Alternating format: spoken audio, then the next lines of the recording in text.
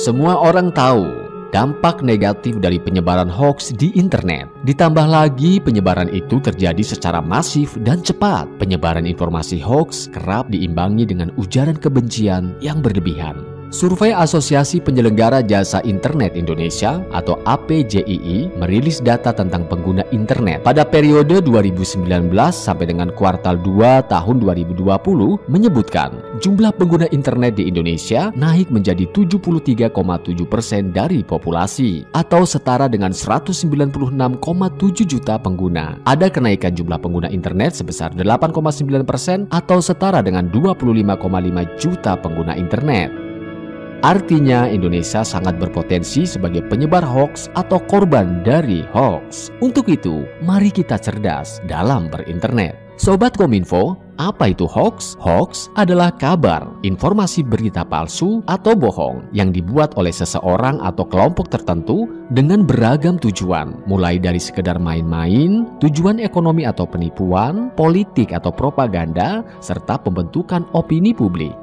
Berita hoax bisa berupa tulisan, foto editan dengan caption palsu, video editan dengan caption atau narasi palsu, berita, foto, atau video lama yang diposting ulang.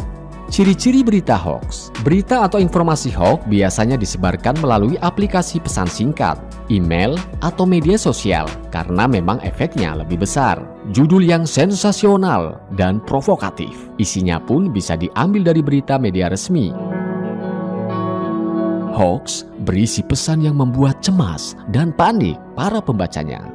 Pengirim awal tidak diketahui identitasnya. Informasi atau berita berasal dari sumber atau situs yang belum terverifikasi, artinya belum bisa dipertanggungjawabkan. Biasanya berita hoax atau informasi hoax diakhiri dengan himbauan agar si pembaca segera meneruskan ke orang lain atau forum yang lebih luas. Bagaimana sih langkah kita menghadapi hoax? Pertama, cek sumber berita atau informasi yang didapat, apakah berasal dari sumber berita yang kredibel. Kedua, diskusikan dengan orang lain. Hal ini bertujuan agar orang lain tersebut dapat membantu meluruskan jika informasi yang kita terima benar atau salah. Ketiga, jangan terprovokasi. Selanjutnya, bersikaplah netral karena hal ini sangat penting untuk menerima berita yang belum pernah kita ketahui dan belum jelas kebenarannya. Keempat, bandingkan informasi tersebut dengan media lain. Bertujuan agar kita bisa mendapat berita yang benar-benar aktual dan kredibel atau terpercaya. Kelima, perbanyak membaca referensi. Dengan perbanyak membaca referensi dapat memperkaya pengetahuan kita. Keenam, cek keaslian foto atau video. Ketujuh, Anda bisa melakukan screen capture disertai dengan URL link, kemudian mengirimkan data tersebut ke email Kominfo, yaitu ke aduankonten@mail.kominfo.go.id.